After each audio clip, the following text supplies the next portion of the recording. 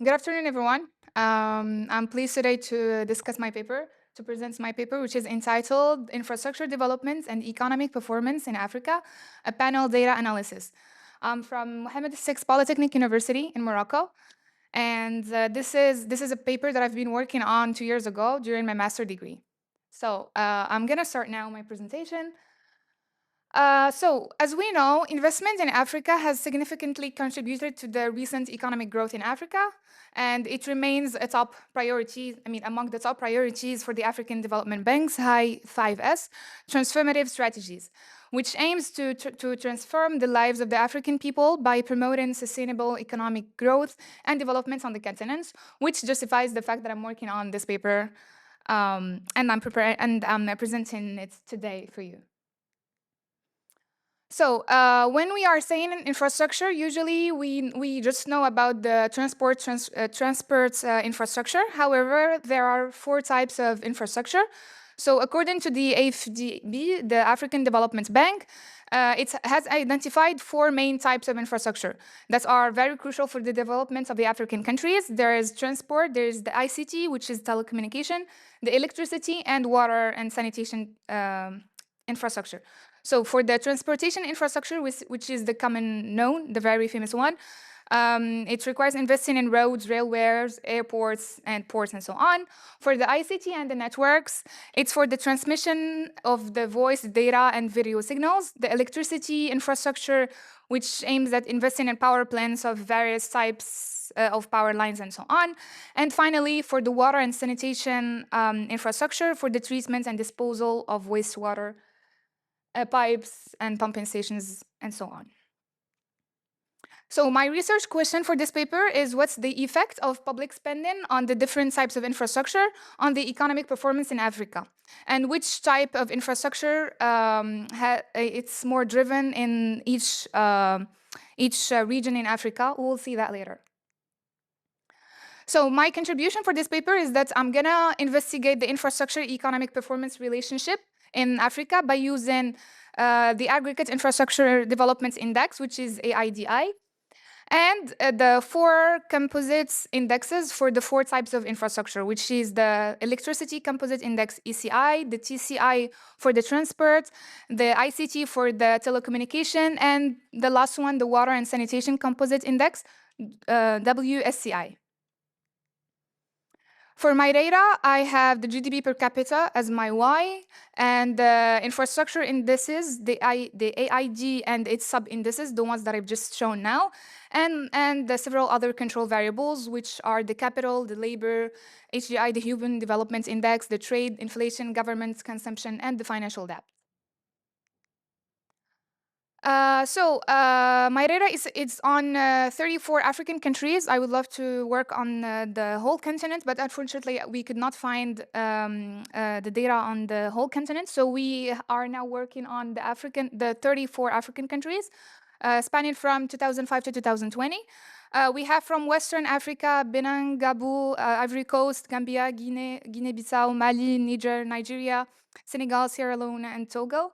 From the Eastern Africa, we have Comoros, Djibouti, Kenya, Rwanda, Tanzania, Uganda, Madagascar, and Sudan. From the Southern Africa, we have Angola, Lesotho, Malawi, Mozambique, Zambia, and Zimbabwe. And lastly, from the Central Africa, we have Cameroon, Burundi, Central African Republic, Republic of the Congo, Democratic Republic of the Congo, Chad, and Sao Tome. We have only one country from the North Africa, which is Mauritania. So my methodology, we went for a basic log linear specification for a panel data where my Y is the logarithm of the real GDP per capita, the infrastructure, which is my key variable of interest, which measures the infrastructure at either the aggregate level, which is the AIDI, which is the aggregate index infrastructure, or at the component level, which are the four type of infrastructure. And then my X is my control variables. So we have performed various statistical and diagnostic tests to ensure the quality of our model specification. We test for the multicollinearity. We found the VIF, which is equal to 1.3, which means that our variables are not correlated with each other. We test also for Haussmann in order to choose between the random effects and the fixed effects. We found that we have to go for random effects. And lastly, we test also the Brush and Pagan test for choosing between pooled OLS and the random effects. We found that we have to use the random effects for this kind of model. So moving now to my results. This is my first table of results for the economic performance relationship between infrastructure and the economic growth for my 35 African countries. As you can see, that there is a positive and significant effect of infrastructure investment in infrastructure that it's going to increase GDP by 1.42%. It's significant at 5%. For the four types of infrastructure, there is the ICT, which is a positive and significant. There's also for the transports positive, but it's small significance, 0.016. And for the water, which is the most, like the strongest effects and the most significant one which is the 0.255. It's on your left, right, sorry. However, for the electricity transportation, it's negative, which is surprisingly not significant, neither positive, and it's not significant. For our control variables, we have found that their signs are expected. So that's for the first part, which is the relationship between the investments in infrastructure and its relationship with the economic growth. For my second table, I know before that, what we have found has been consistent also with the literature, but they have found it on other countries. So they use the European and the Asian parts of the world. These are just some references. For instance, Nyanzi et al. In 2022. Also, Ching, Norwas, and Dengi they have found similar effects of transport, infrastructure, and water sanitations in Asia. So for my regional results, here we have assessed infrastructure region alignment in Africa, and we wanted to identify the most suitable infrastructure type by each region in Africa. We have used here Western Africa as a reference region. We have found that Eastern Africa emerged as a key contributor to the positive impact of ICT infrastructure and economic performance. The one in yellow, the 0.342, it's significant at 1%. For the effect of water infrastructure on GDP is primarily driven by the central of Africa, which is the last line. And for the negative association that we have found in the previous table about the electricity infrastructure and economic performance, we have found that it's largely attributed to the Southern Africa. So to conclude, we know that infrastructure now matters for the growth on Africa. However, we should tackle exactly which type of infrastructure in each region depending on the needs of each region in Africa. We have seen that, for instance, the water sanitation has been more developed in the Western and not the Eastern, and so on. So the effects differ by type and the region. There is a strong case for targeted policy design. So basically, our papers targeted more policymakers in order to know which type of infrastructure it should more focus on. The focus on the water and ICT as they have the most significant effects on the economic growth, and also to promote regional coordination. That was it. Thank you so much. Please feel free if you have any question.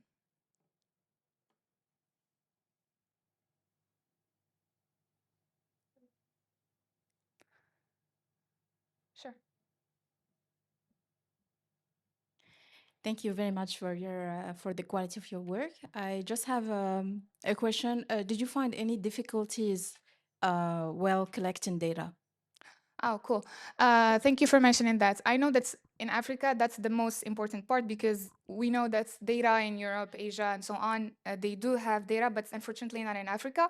So we were lucky enough that the African Development Bank has just issued data on this type of infrastructure and just on those 34 countries that we have worked on. So we did find kind of difficulties in finding the data for the other countries, but we just use the data available by the African Development African Development Bank. Yeah. Okay, thank you for a very good presentation, which I think is very, very useful for African countries.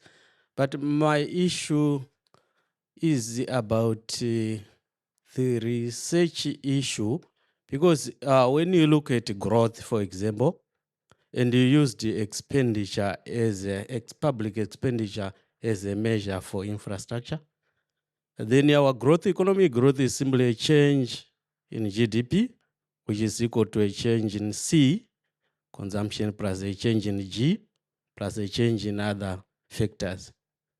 So my view is we already know if you increase infrastructure, which is part of the G, then the Y will increase.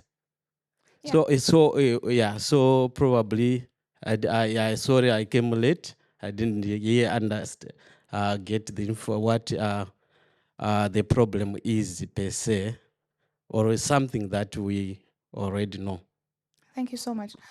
Yes, you're right to ask this question. Yes, that's true. That's in general, the expenditures of infrastructure. It's part of the G, which is my wife for this paper. But what we have been working on specifically is that we wanted to know which type of infrastructure is more significant in the economic development in such a region in Africa. So we have divided Africa into regions: Eastern, Central, Northern, and so on. And we wanted to know which type of infrastructure does it drive the economic development bank. So that in order for policymakers to know which type of infrastructure they should work on more. Any other questions? Thank you very much for the beautiful presentation. And I could actually say that your work is also very topical, because as you've attested to the fact that you partitioned infrastructure according to sectors, water, road, and the likes. But I'm seeing your conclusion now: improve governance and electricity sector, and I want to ask whether you in any way control for institutional quality. Institutional issue is a very endemic issue in Africa. Okay, and maybe as area for further studies, you need to see, maybe interact institutional indicators. You can extract the data from maybe World Bank Governance Indicator or the ICR, International Country Risk Guard, okay, and see whether indeed institutional quality enhances, the role public expenditure, infrastructural spending have on economic performance, or whether it actually debilitates it or reduces it, is very important. And I see that your work is missing in that light. Okay. Thank you. Thank you. I'll take note of that. Thanks a lot.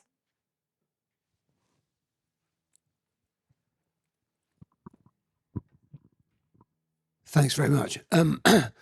So I wonder if you distinguish between the demand effects of infrastructure investment and the supply constraints.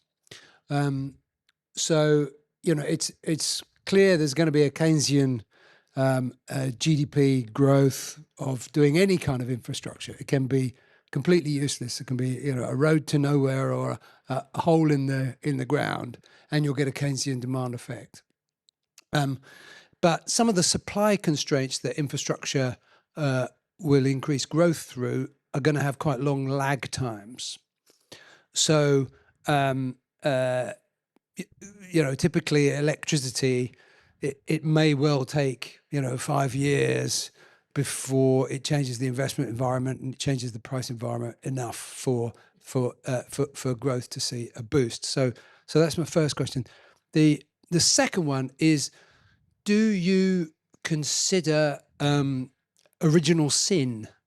So this concept that if you fund infrastructure through foreign borrowing and the infrastructure doesn't result in a cash flow which contains foreign exchange, the infrastructure can form a balance of payments constraint, because you can't repay the loan that the infrastructure occasioned. So at the moment, Ethiopia is going through an absolutely huge growth boom. to a large extent, it's driven by infrastructure investment, but it's coming up against a very sharp foreign exchange constraint, which is going to throttle that growth.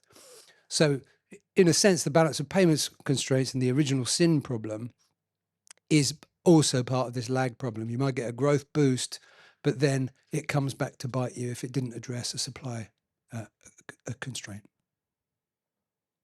Thank you so much for your question. So regarding the first one, we did not triangulate between the demand and the supply. That's a really good point. We'll look for that to do it in the upcoming research. I mean, to develop the paper. For the exchange parts, I truly did not know about it. But I know that we have control for the exchange rate, but I didn't. I wasn't aware of it, so I will work on it. Thank you so much. Thank you very much for the presentation. Welcome. Can you use the data to say anything about complementarity? I mean, it's very nice to have, like, let's say, one infrastructure. For instance, you have electricity, but you do not have roads. Then what can you produce if you cannot trade the goods? This type of thing. Can you use the data set that you have in order to look at the provision of two types of infrastructure together versus just one type in isolation? So yes, we can do that. However, we did it separately just in order to not have any type of bias. For instance, one of the composites of electricity is at the same time in the transport. So that's why we wanted to do each type of infrastructure alone. But we know that, like, for the AIDI, it's a composite of all of them. So that's why we went for each type of infrastructure individually. Did I answer your question? Thank you. Any other questions?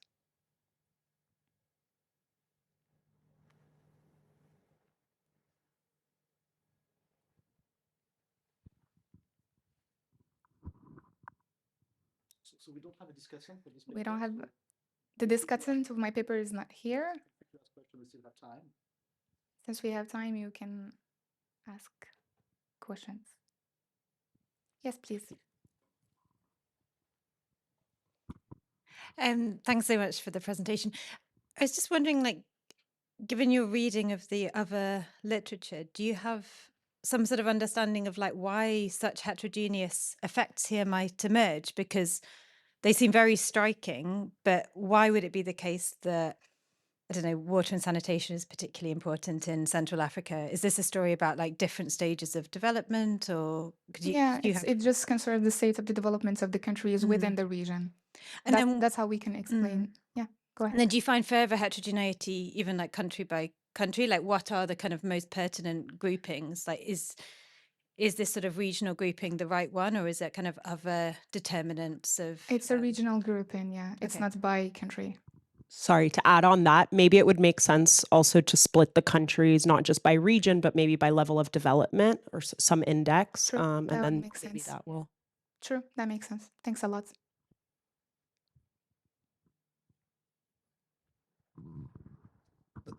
Just to make a remark for information, I think the World Bank is about to release very soon a report on returns on infrastructure investments, looking at the different types of returns in different contexts, different types of infrastructure. That very much parallels what you've been doing. I'm sure you will be very interested in that report. Cool. It's not out yet. It's going to be very soon. Cool. Thank you so much.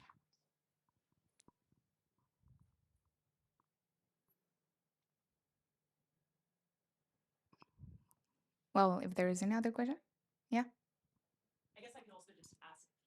So this is all clarifying first, all public infrastructure investments. Yeah, there's no PP here, and there's no private partnerships. Yeah, it's all about public expenditures because that's the data that we have. It's all about the public expenditures. There's no private sector here. I mean, obviously data limitations, it would be super interesting to see, for example, like the infrastructure investments coming from foreign direct investment. Yeah.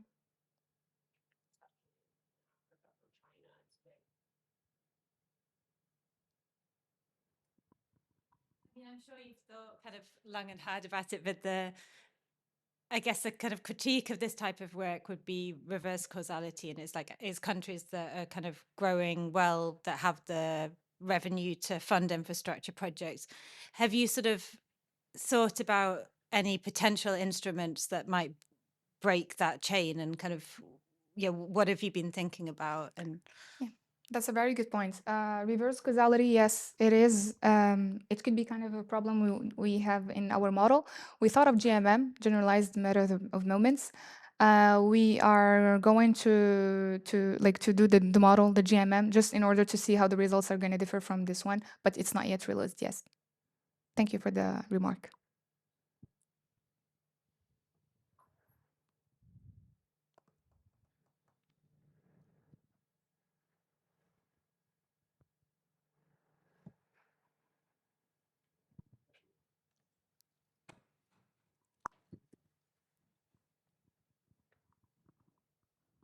So maybe in your subsequent research, I'd advise you to also carry out some preliminary checks, such as cross-sectional dependence, and carry out also some diagnostic tests. Okay, As what? The first one, sorry? cross-sectional dependence Okay. tests. Okay, and maybe slope heterogeneity test as well. Okay, because you used random effects. You know, it's not really potent in some areas. It's not potent in accommodating cross-sectional dependence. Okay, so maybe as a robustness check or maybe as a diagnostic check, you can use maybe fixed effect with Disco and Cray or any other technique that can accommodate that. Okay, since your work is panel related. Okay, because in the presence of cross-sectional dependence, it can actually bias your inference. Okay, so that's why I'm suggesting that maybe you can put those diagnosis texts in the appendix, right? You know, I see. fixed effect with Disco and Cray, okay, to accommodate that deficiency that this particular method has. You get the point. Thank you. So this is a joint paper with Sandrine Meslefson, Gilles Spielvogel, and my colleague at the World Bank, Brian Blankenspoor. Another paper on infrastructure. So here's the motivation. So in sub-Saharan Africa, the density of roads is very low. Some previous research showed it's like 1/5 of the global average. Only 25% of the roads are paved. So basically, you have very expensive transport costs. It takes a lot of time for people in the rural areas to move people and goods to the urban centers. And some research has shown that there are plenty of benefits from providing roads as an infrastructure. So expanding and improving the roads is a kind of a big policy focus for rural development. And the specific context of Mali is that Mali has actually expanded its road network in the early 2000s. Some of it has to do with the Africa Cup of Nations that they hosted. There's been a lot of increase in the total road length and the share of paved roads, which currently stands at about 25%. But in spite of that, access to roads is pretty low. So the development community has this index, the Rural Access Index, which measures the share of a population in a place that has access to a paved road within 2 kilometers of the residence. So it's only 22% in Mali. It's one of the lowest rural access index in the world. So we're going to look at the impact of roads in this context. So basically, we're going to look at the extension of the road network and the improvement of the types of roads that you have in Mali and different outcomes, population, structural transformation, which is can be considered the share of non-agricultural jobs in rural areas, as well as some indicators of welfare / well-being. So Mali is kind of representative of the other Sahelian regions with low densities of population, weaker connectivity. The interest in this paper is we're going to look at spatial heterogeneity effects, what happens in different types of places. So quick preview of the results. We're going to show that in rural areas that are close to cities, you see when you get better connected to the network, an increase in the population, partly from migration coming to those places. But in the rural areas that are further out, further away from the cities, there you see a change in the structure of employment with an increase in the non-agricultural employment share and some indicators of well-being. So there's some type of convergence, if you want, between the rural areas and the more remote rural areas. So basically the main finding of the paper.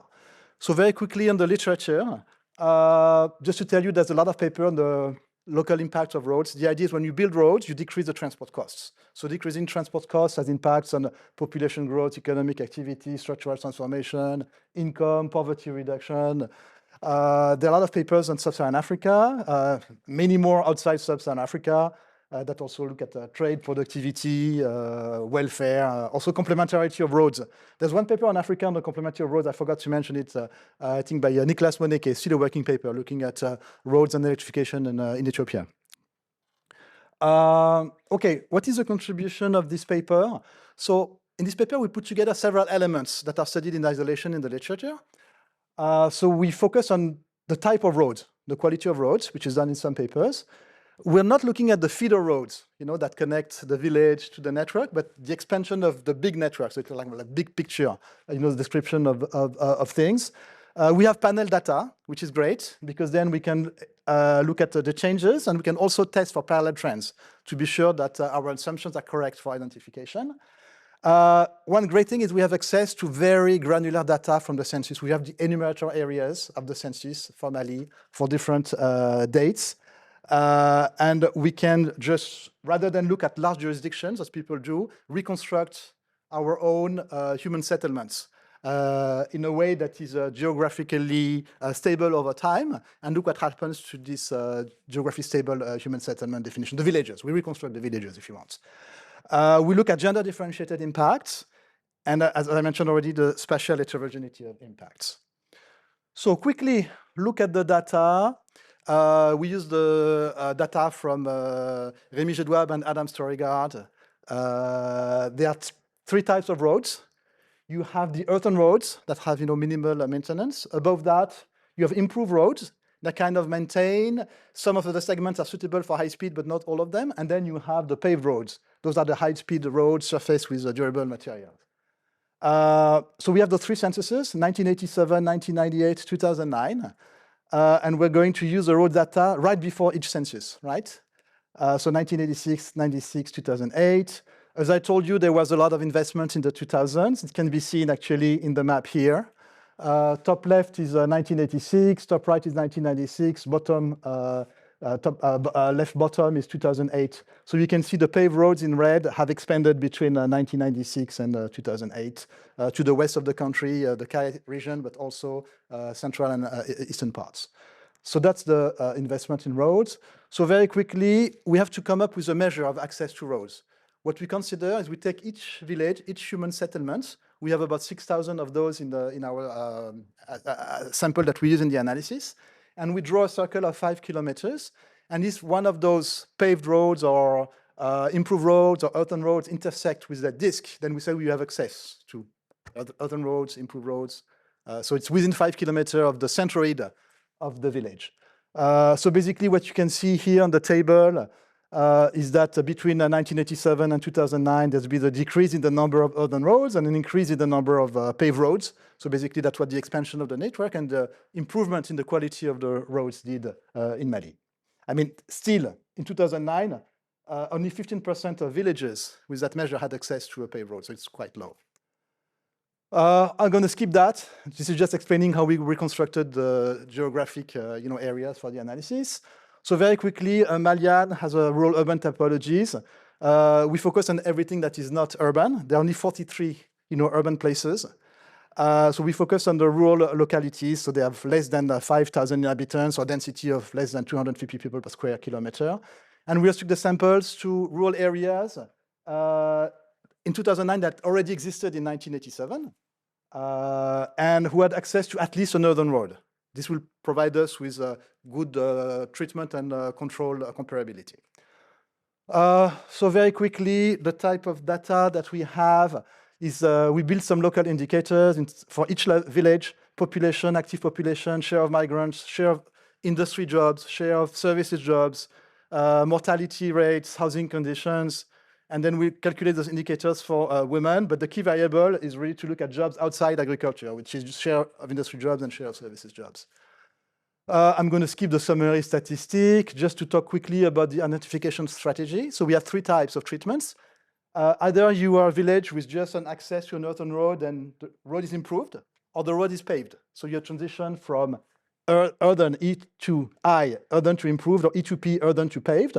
Or you have an improved road and you transition to, you have an upgrade and you become paved, so improved to paved. And we look at the transition between 1998 and 2009. That's the period for the analysis. And we're going to use the period before that to look at parallel trends and parallel trends. in our diff and diff approach. So we do diff and diff because road placement, is likely to be correlated with pre-treatment outcomes. You can build roads in places that have more potential for economic development, and then you're not identifying anything. So basically, what we're doing here is we compare the changes in outcomes in treated and control localities that have the same parallel trends. We do a two-way fixed effect estimates. There's a fixed effect for location, the village fixed effect, and fixed effect also for time. So basically, the outcome variable on the left-hand side, y, is all the indicators I mentioned. And then our parameter of interest is the beta, which is in front of the dummy variable for treatment. When you get a road at time t, this dummy, if it's an improved road, for instance, it becomes 1, and then it remains 1. So you have 1 for improved roads, 1 for paved roads. And we're going to look at that. So very simple. So in order to have an unbiased estimate, there are two anticipations. One is that people do not anticipate that the road is going to be built, right? They're not changing their economic behavior in anticipation that the road is going to be built. We cannot test for that, but the only thing that it may add, it's some kind of downward bias. So if we find an effect, we're still good. We are underestimating actually the effect. And the other assumption is parallel trends, right? Localities that are treated versus localities that are not treated should have the same trend in outcome before treatment. That's standard diff and diff. We cluster standard errors at the village level, but also other geographic levels. That's one thing we do. And also, in addition to that, we also look at spatial heterogeneity. So here, instead of having just the treatment of getting a road, we look at treatment in different types of places. Whether you are, we look at all villages and we calculate terciles of distance to the nearest city, right? We don't have cities in the sample, but we look distance to the nearest city. So you have villages that are close to cities, villages that are in the middle, and villages that are far away from cities, and we estimate effects for those differently. And we have estimates for that. We also look at the interaction between distance and population size, like previous population size. So we have small villages close to cities, big villages close to cities, small villages far away from cities, and big villages close from cities. And this is just theory. Now let me show you some results quickly. So first on population. Okay, so here's how you read this table. First line is the treatment effect, and the second line is the placebo effect, right? If there's no significance in the placebo effect, it means that the parallel trend assumption is valid. If there is significance here, for instance, urban to improve for active population, here the placebo test is not met, so we cannot interpret the coefficient. But we can interpret all the other coefficients because the parallel trend assumption is valid, right? So what do we see? We see something a little bit weird for population, is that when you move from an earthen road to a paved road, you increase the village population by 150 people, right? That's about, I think, 20% of the population. But when we move from improved to paved, you decrease the population of the village. What you can see here is that the population of villages with an earthen road initially were under 700 people, and the population of villages that had an improved road initially were like 1,200 or 1,100 people. So they are like bigger villages. So it's some kind of convergence. Maybe the small areas, catch up with the bigger areas. The only significant result we have here is the share of migrants from earthen to improved here, which increases by 1.6 percentage points from a low of 2.5. So it's like a 30% increase or 40% increase, I think, in the share of migrants when you get an improved road. So by the way, 1 star is 5%. So it's 5%, 0.1 and 0.01% significance. Okay, so this is the population. So from this table, only paved roads have an impact. And I've already mentioned all those results. Now, this is what matters, is a sectoral allocation of labor. What is very interesting here, if you look at the panel on the left, is that when you move from earthen to paved, or from improved to paved, you increase the share of non-agricultural employment. In one case, you increase it by 6.7 percentage points from a benchmark of baseline of 5.8. Basically, you double the share of non-ag jobs. And when you move from improved to paved, you also quite significantly increase the share of non-ag jobs. Same thing for the share of industry.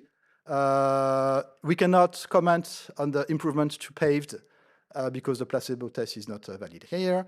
And the services share of employment also increase when you are provided with paved roads. So again, here it's the paved roads that matter. If we look at subsectors within the industrial sector, you see what happened is an increase in the construction share, but not in manufacturing. So the type of job that you get in the secondary sector is construction, not manufacturing. Whereas in the services, the types of job that you get is trade and transport. Obviously, you have a road, so some transport activity are going to pick up. So very quickly, I've already mentioned all of these results. Let's look at child mortality. So basically, those are indicators of well-being. We see no effect on child mortality, no effect at 5%. But in fact, you have some effect at 10%.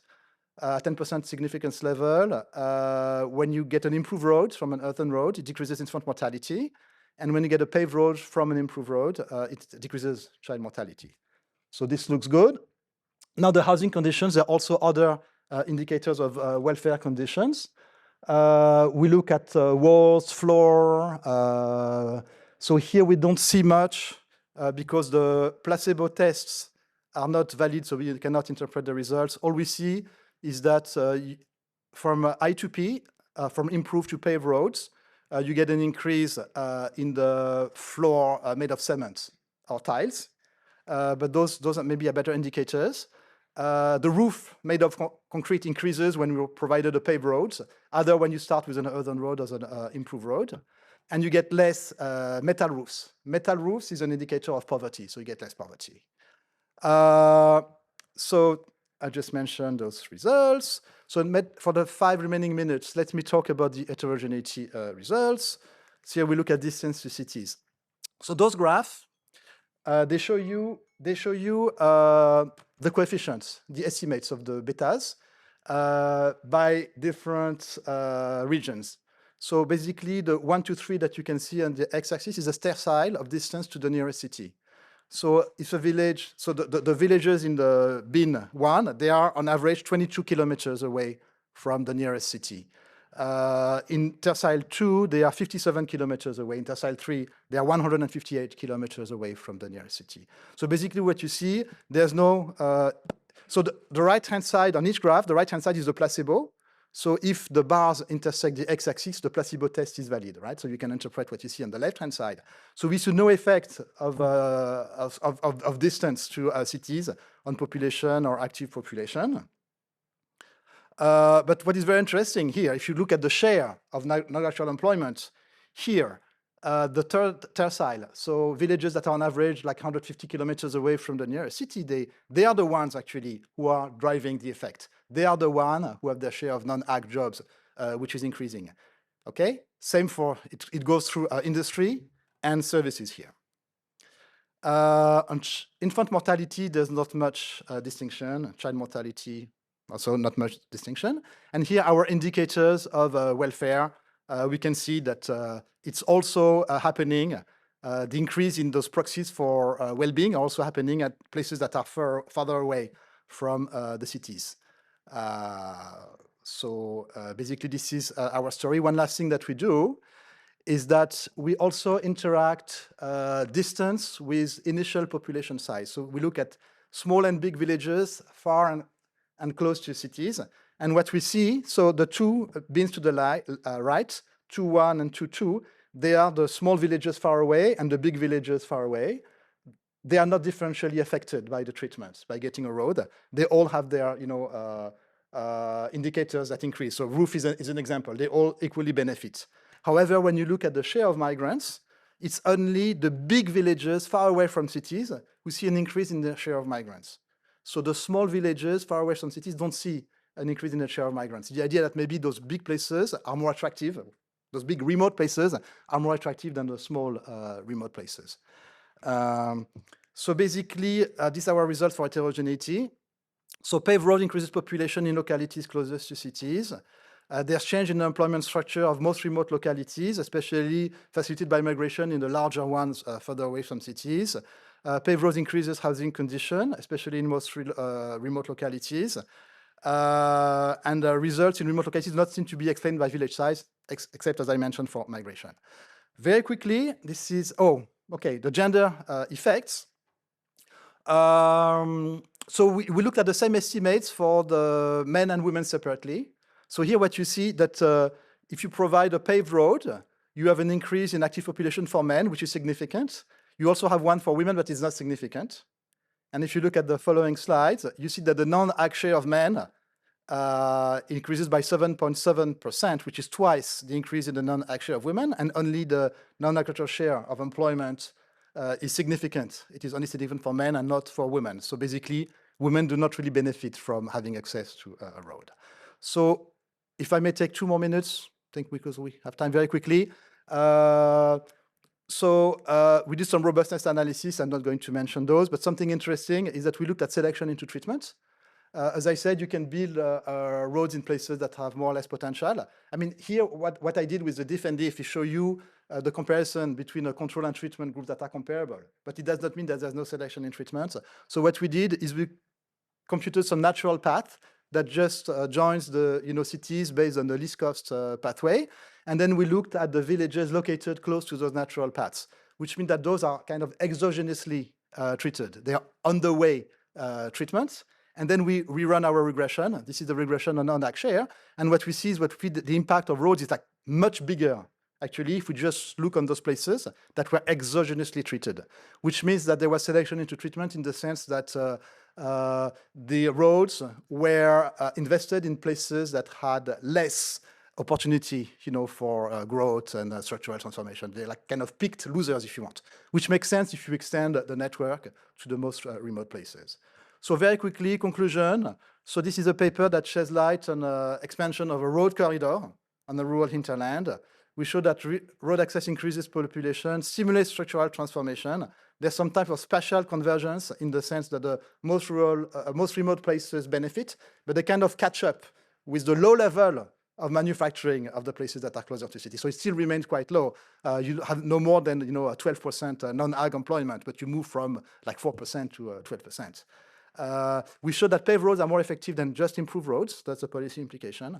Big question is how long will the effects persist? So we stopped in 2009, right before the 2012 coup, and the beginning of the conflict in Mali, which surely would have affected the results.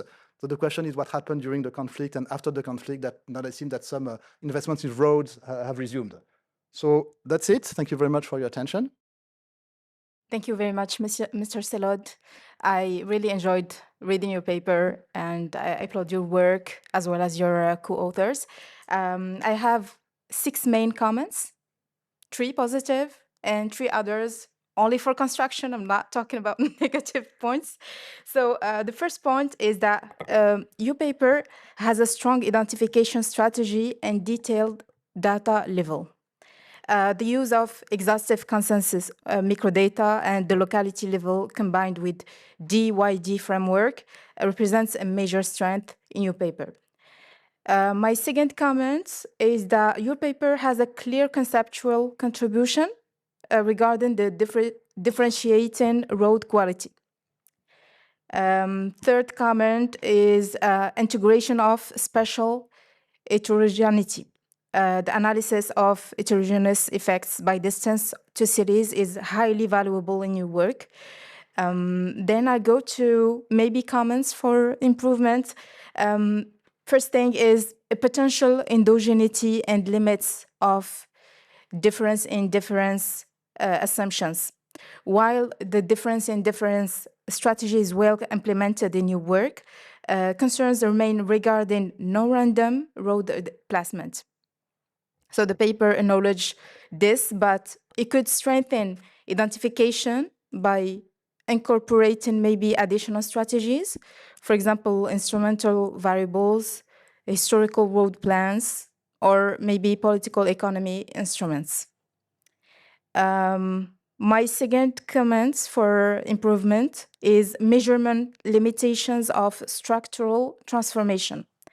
So the proxy for structural transformation, share of non-agriculture employment based on main occupation may underestimate diversification. especially in rural contexts where multi-activity is common. And then as a last comment, I would say limited exploration of gender dynamics. The paper notes that structural transformation affects the concentrated among men, but this is important result is not deeply analyzed given current debates on inclusive development. A more thorough discussion of gender labor market effect and underlying mechanism will strengthen the contribution. And I thank you very much. Thank you. Thank you very much for reading the papers and for your comments. On the first one, yes, so what we do with diff and diff, if we estimate average treatments undertreated, right? So there can be some selection here in where the roads are placed. It does not mean that the identification is biased. It's not biased at all because we show that we have parallel trends. It's just we estimate the effect of the policy where it took place. Now we have what people did in the past. We have calculated the natural path, you know. So people do instrumentation of road placement using the natural path. So basically they predict which road would have been exogenously placed thanks to the natural paths. So it's something that can be done. Actually, I did it in another paper and then compare what you get between the average treatment undertreated and the local average treatment effect that you get from this identification strategy. Supposedly, it doesn't have to be exactly the same thing, and we can go into the details. For the timing, we just did that. We're thinking about adding maybe an IV section to the paper, so still, you know, work in progress. But thanks for noting that. On the second one, yes. So we kind of diversification, yes, multi-employment. So unfortunately, we use the census data. It has no information on multiple types of jobs. So we kind of underestimate the share of non-agricultural jobs because if some people keep working on the farm, but they have a non-ag second job, you know, on the side, it's not going to show in the data. We just look at what is declared the principal occupation of the person. So there's not much we can do with the data that we have. But the good thing is a downward bias. So maybe the effect is stronger than what we find. Actually, it would be very nice to look at those with better data. I think it's very important, a very important thing to do. What was the other one? The gender dynamics. Well, again, we just use what we have in the census. I'm not sure what we can do in addition to the data, but it raises first is the first paper, I think, that looks at gender differentiate impact of road investments. So it just opens up, you know, the discussion. We need to think of why women are not benefiting from the roads. Do they have like restrictions on mobility? There are quite a few papers on women's restricted mobility in cities. There's a paper by Gitika Nagpal from people at the bank in Dime. There are some experiments that have been done in trying to facilitate intra-urban mobility of women, like a woman reserved, wagons in trains, those type of things. There are plenty of issues that can explain why the mobility of women would not be increased by an increased supply of transportation. So that's my answer to your 3 points. We may have time for a few questions. Thank you very much again. I was interested in maybe understanding the mechanism for the results on infants and children, where it seems like different roads have different impacts on infants versus children, which, at least to me, I'd think those would move together. But I think it was like E to I, and then for the other one, it was maybe I to P. Well, first, it's not the same treatment, so it's difficult to compare them. We compare urban to improved versus improved to paved. If we had urban to improved for both infant and child, we could compare, but then it's different type of roads. So it's difficult to say, but both decrease. For us, it's just indicators of welfare. We didn't have any a priori. Maybe infant mortality is more sensitive to the lack of transportation because if a young child has to go to a hospital, they may be much more vulnerable to not being seen by a doctor. So maybe infant mortality would be more responsive to the improvement in roads. I don't know. And I don't know if there are papers actually on the topic. I'd be very interested to cite existing research on that if anyone has suggestions.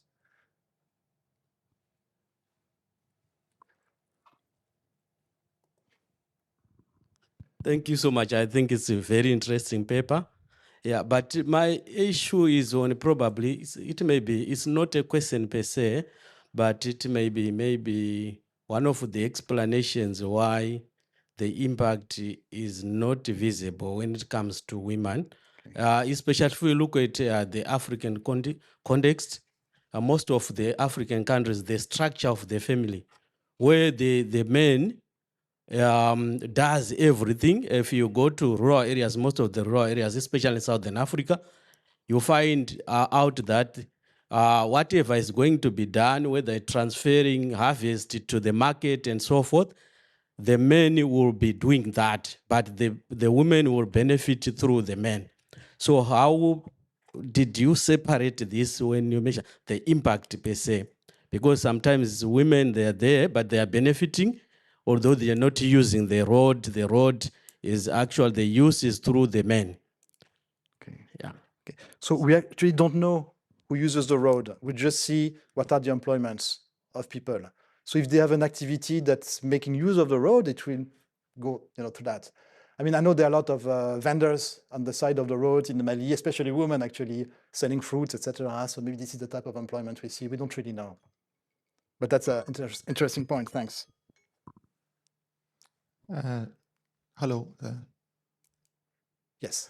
So this is really nice work. Congratulations. I was wondering about simultaneity, actually. So to what extent, you're going back to 1986, 1996. So is it possible, for example, that the development of these roads, this road infrastructure was going along with, I don't know, telephone infrastructure, later on digital infrastructure? Was it part of a, bigger development packages that had also other components? Ultimately, besides simultaneity and ways to control for it, what was the decision process for saying a road is going to be improved here versus there? Was it only the government that decided that? Was it development partners as well, over the years? Some of these things would help understand what kind of variation would allow you to identify. However, I have to say, a lot of these results make a lot of sense. So this is definitely probably the direction to go. Yes. Yeah. No, thank you very much. I agree. We need to research a little bit more the context of what drove the investment in road in Mali for the joint provision of infrastructure. Look, everywhere there's some amount of joint provision. So some papers are trying to do that. Actually, I have a paper now almost forthcoming that looks at the joint provision of electricity and roads in Brazil, where we look at the complementarity, and we show there's a lot of complementarity actually, that you get more from both provisions. So if you don't control for one type, you would kind of overestimate the impact of the other infrastructure because you don't see that it is in fact joined with something else. But this applies to all the roads paper that have been written so far actually. Okay, I think it's about time. And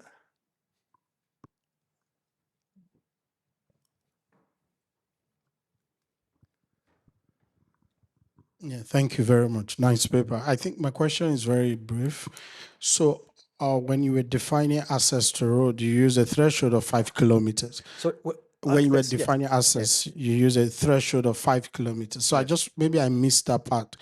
So was this informed by the literature, and did you sort of move this around a bit to check, or was it just what informed that? Yeah. It's completely arbitrary, but we did robustness checks at 10 kilometers. And what we find when we estimate the same at 10 kilometers, that the effect are a little bit dampened. And it's probably due to the fact that when the road is further away from you, you benefit less. So there's a kind of decreased effect when you increase the radius to measure access to road. We did other robustness checks where you look at the number of intersection of roads, those type of things. It's difficult to measure access to road. So in the literature, I like this idea of access to road, just measuring access to the network. In other papers, and I tried that also, people have looked at market access.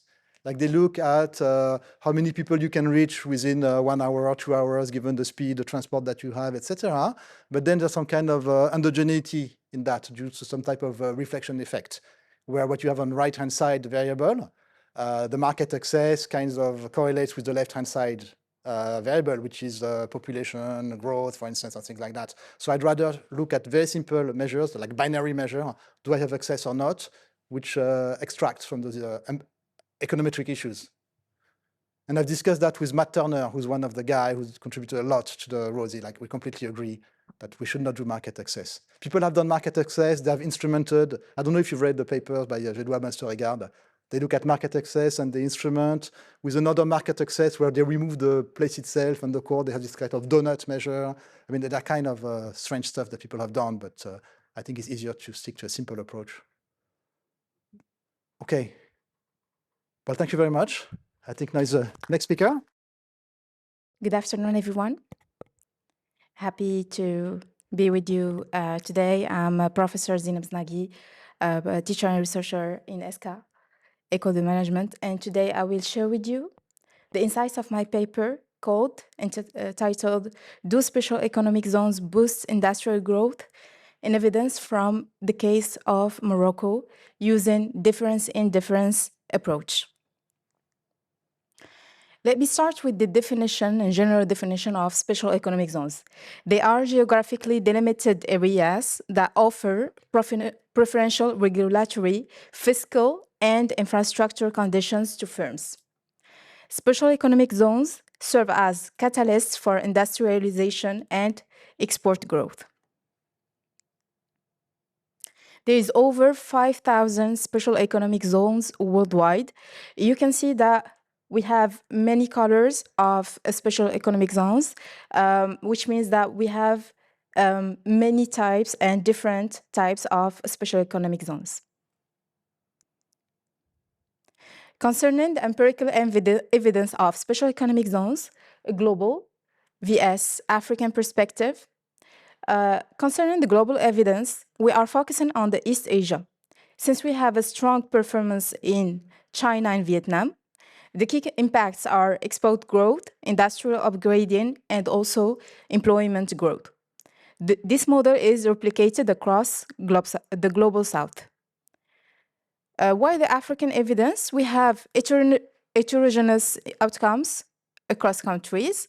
The key constraints for the African evidence are the weak institutional capacity, the poor infrastructure, and also limited local economic linkages.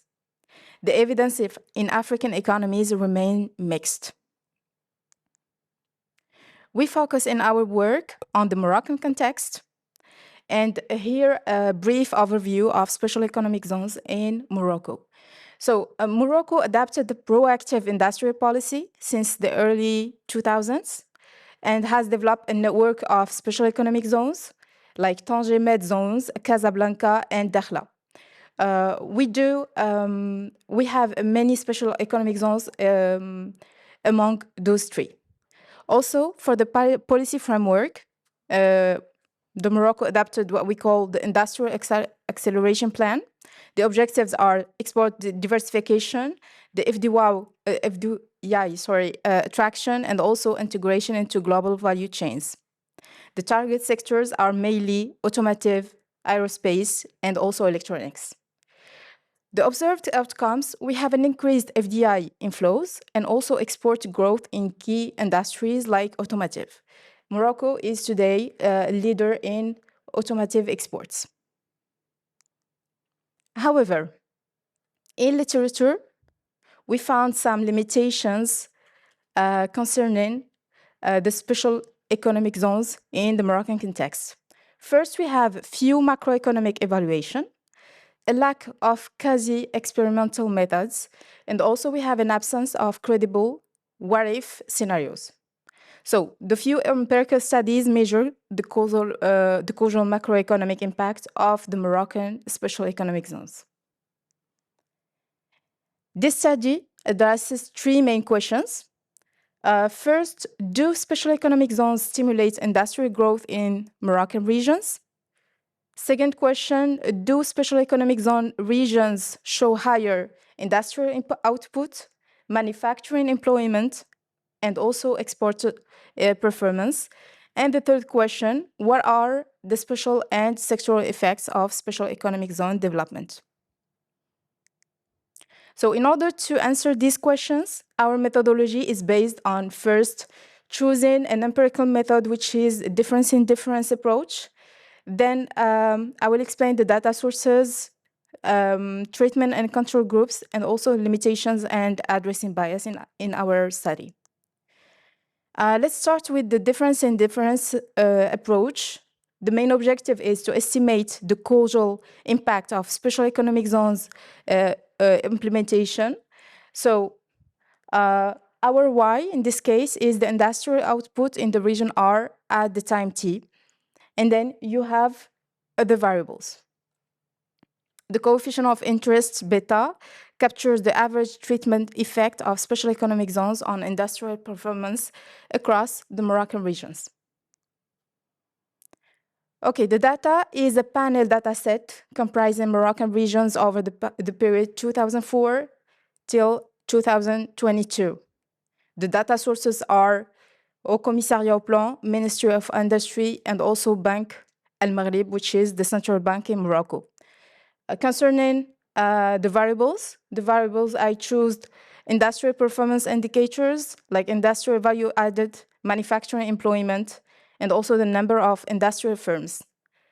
Regarding the control variables, we have GDP per capita, education level, infrastructure access, and also FDI inflows. Concerning the treatment and control groups design, the group classification in our study is established by regions. We choose regions with established special economic zones, which are, in our case, Tanger Tétouan El Hoceima. The second one is Casablanca Stat. The third one is Rabat Saleh Kenitra. And the second classification are regions with minimal special economic zone presence, like Beni Mellal Khenifra, Fez Meknes, and Darat Filat.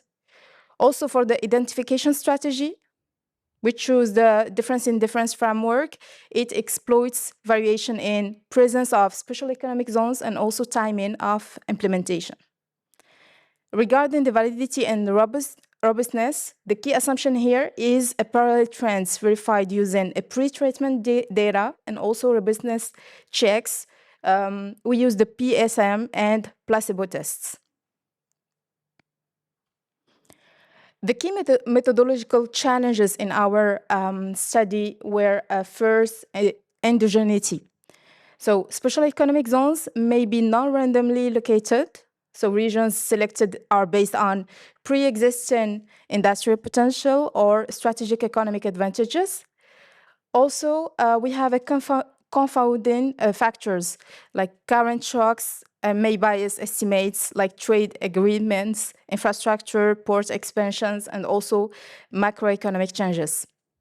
Regarding the mitigation strategies, so we are addressing endogeneity via control for baseline industrial condition, include region-specific time trends, controlling for confounders, incorporate year fixed effect, and also capture common macroeconomic shocks.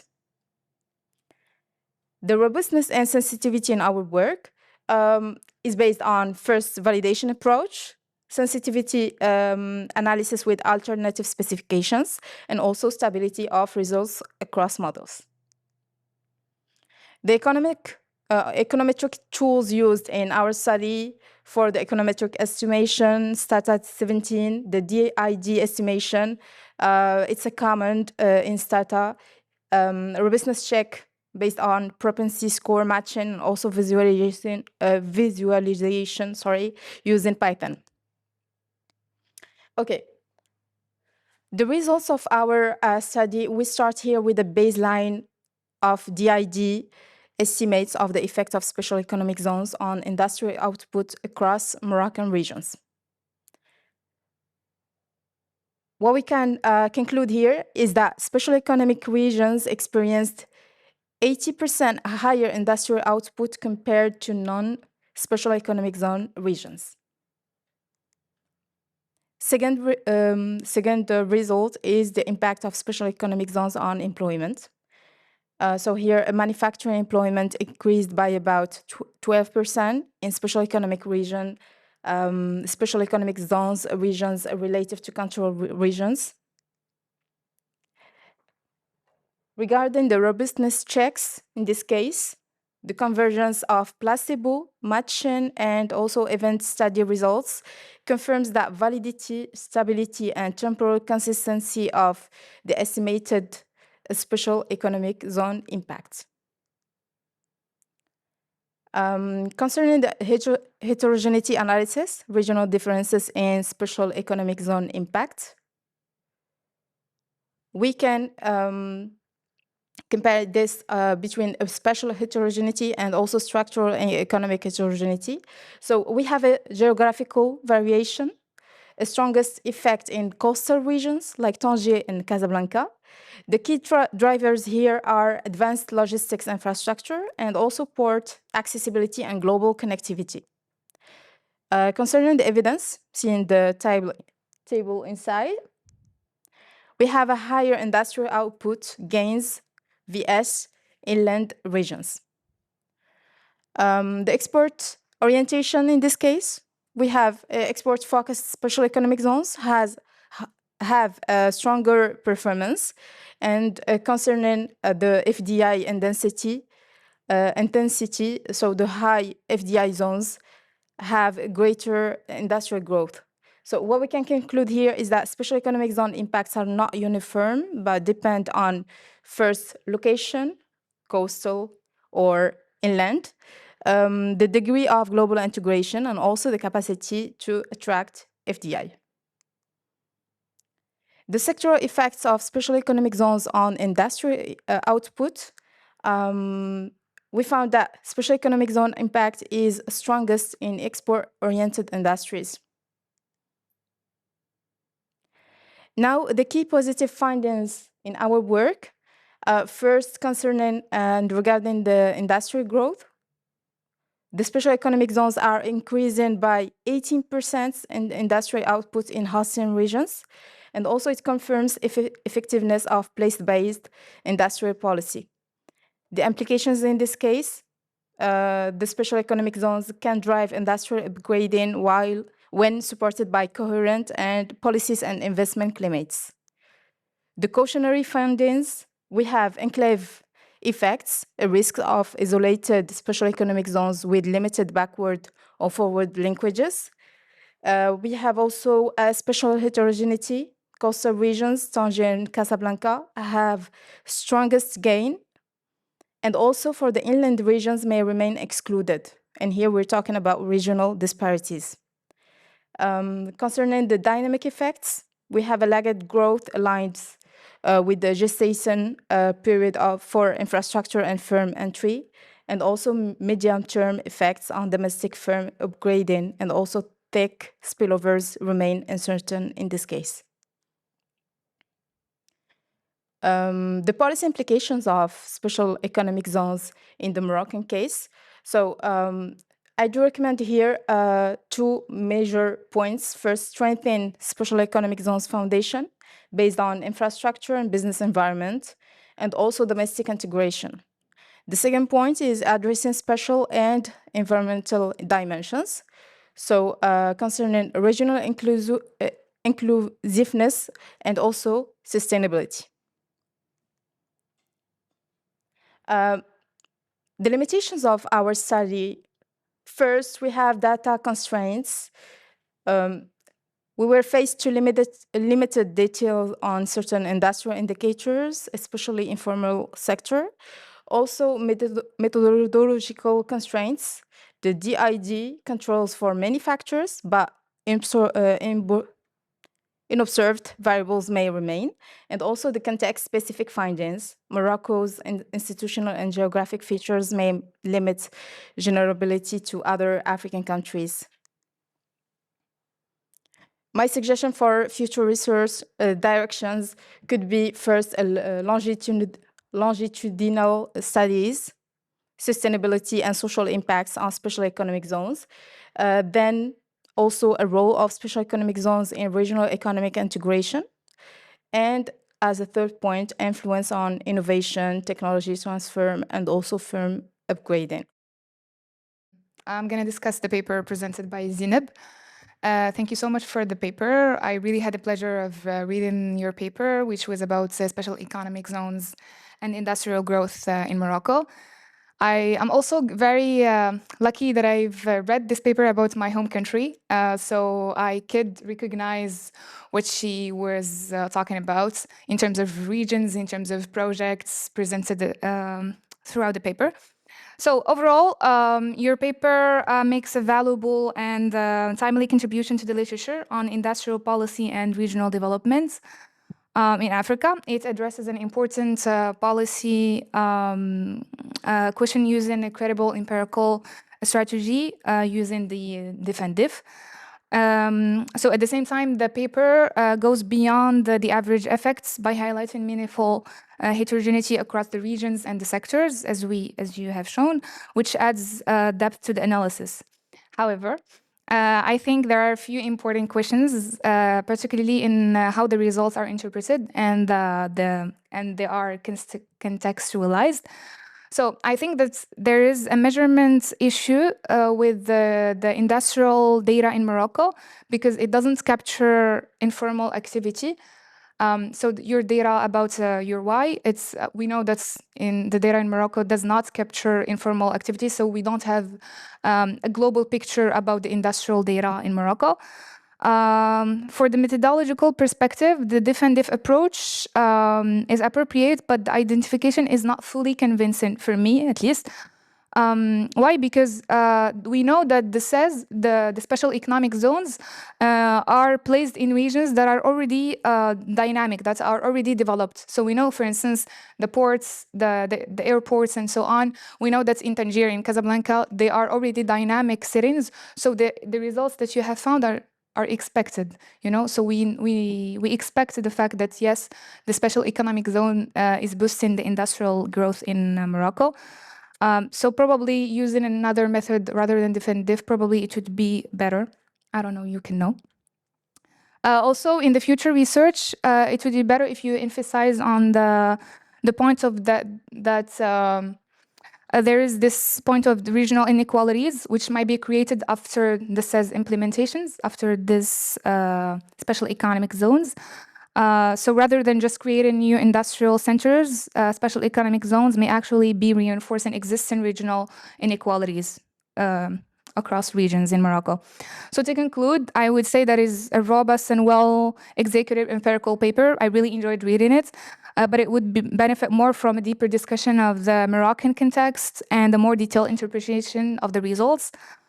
Without that, the contribution remains more methodological than economic. Thank you so much. Thank you very much, Imane, for taking time to read my paper, for your comments. I take note of your comments. You talked about the interpretation of the results and also maybe using another method in this case. I think it's a good idea. I will try to, and because I just want to mention that this paper is still in development, and of course I'm taking into consideration your comments to improve it. And also your point about the deeper discussion of the Moroccan context, you're totally right. I think I need to add it in my article more information about the regions in the Moroccan regions and the specification of each region. Thank you so much. Hello, hi. Hi. Thank you for the presentation. Yeah. A quick question on the magnitude of the effect. 18%, I find it hard to think about 18% given that I don't know what the growth of manufacturing output would have been in the control regions. I guess something that thinks about, that gives us estimates on absolute quantities and maybe the fiscal revenue that the government would get by taxing those absolute quantities would make more sense to me. Can you tell us a bit more about the size of that output response? And also you gave us a treatment effect on manufacturing employment. I did not understand whether that was over the share of all employment that is in manufacturing or the absolute number of people that are in manufacturing. And it would be nice to understand, are more people in employment overall? So can you give us a treatment effect on overall employment if you have it? And if not, it would be a good idea to compute that too. Thank you so much. Very interesting study. Thank you. Shall I answer? Okay. Thank you very much for your question.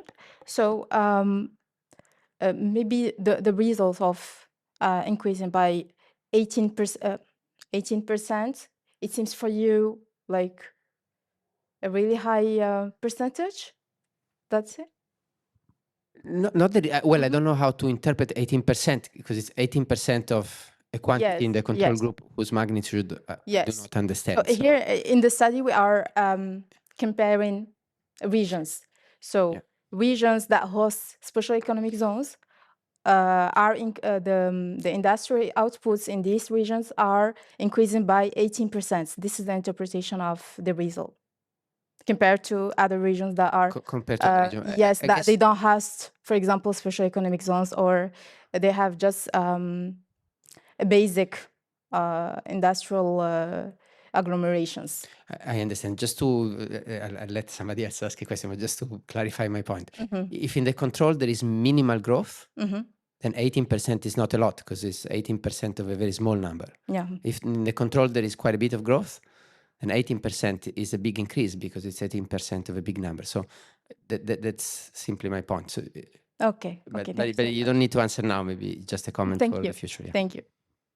Hi, thank you. Super interesting paper. I have a question about spillovers. So I guess a risk you always have when you're doing different diffs like this is you can have SOTVA violations, which is basically that having a SEC close to you but not within the treated unit can have a negative effect on other units. Are you able to because you have multiple control units, right? You have multiple areas that don't have SECs. Have you thought about maybe doing a spillover conscious design where you explicitly try to measure the possible adverse effects of not having a spillover but being close to an SEC? Thank you. Thank you for your question. Actually, I didn't apply this in this article, in this work, but it seems a really interesting idea that I would take into consideration. Thank you very much. Thank you. Okay, yeah, thank you. Probably I can also ask some questions. Yeah, what I find impressive is the ability to get the disaggregated data, which you can compare those that are in certain regions with those. I think that is because probably the Moroccan statistics agents is more advanced than probably where we are coming from. Because the one question that I want to find out is this industrial output in GDP, or you are only looking at in output of those firms in terms of the volumes that they've just produced at a certain specific time? That is the first question. The reason why I'm asking is I'm just trying to find out whether something like this can also be replicated elsewhere. Then the other issue is on special economic zones. I know in many countries, especially in Southern Africa, they wanted special economic zones to be zones that is geographic areas at design. But later on, even single frame units, they're also called zones. I'm just wondering, is there any possibility that in those non-SEZ country areas, probably there are some firms that are also being given the same benefits that are also extended to those firms in the special economic zones because of government policy? I know that probably you might say there are no special economic zones in this region, when in actual fact there's another firm that is actually been accorded special economic zone status, or probably they are just extended the same benefits as a way of encouraging investment. Where I come from, that is actually the case. In fact, it's not possible where I come from to say this region is where social economic zone benefits are located. You can also find a company that is totally outside that is also enjoying the same benefits. So I think that my question or comments are related mainly to the differences in approach in Morocco compared to probably the rest of many countries in Southern Africa. Thank you. Perhaps I can just add to that. I think very interesting topic, I must say.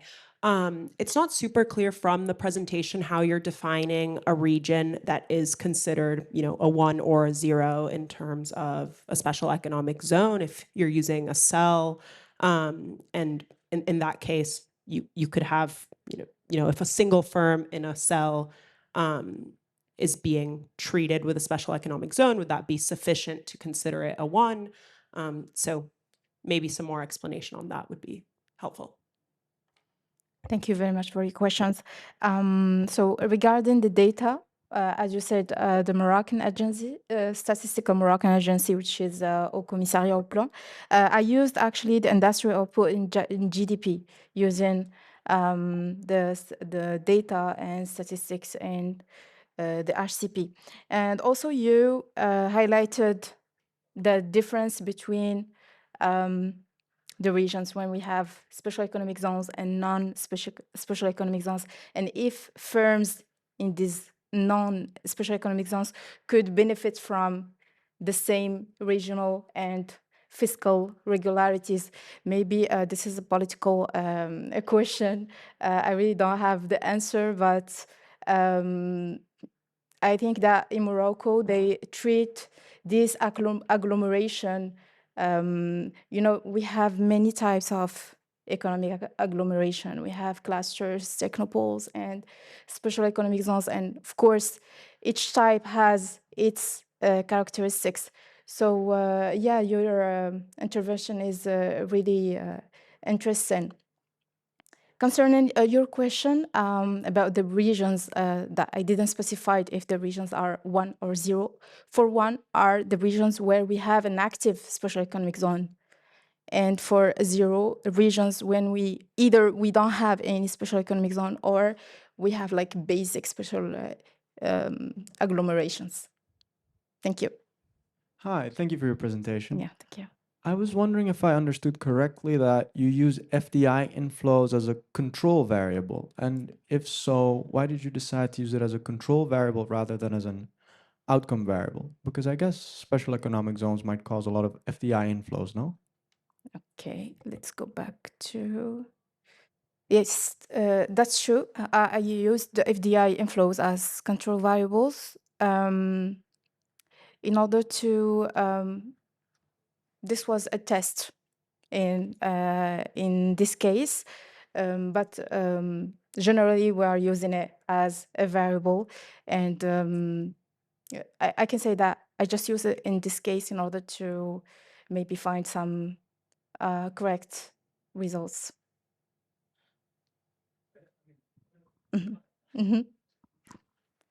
I mean, I think one problem you might find is that some of your outcome variables, like the industrial value added, they might actually increase because FDI inflows or infrastructure changed as a response to these special economic zones. And so it might not be appropriate exactly to think of them as control variables. Okay. Maybe you could look at the pre-trends, for example, Yes. in terms of FDI inflows to see whether your diff and diff specification is still correct. Yes, yes. Thank you very much. Thank you. I will. Just one question for the infrastructure access. From which source of data did you get it? World Bank, which Au source? Commissariat au Plan. Toujours. Yeah. Merci. Thank you. You're welcome. It's fresh. I just wanted to ask you on education. Whose education are you talking about? Is the regional education for everyone? Because this is a family level data, right? For education, the variable education in this case, we choose the higher education in this case. For the region, yes. Okay, thank you so much. Thank you very much.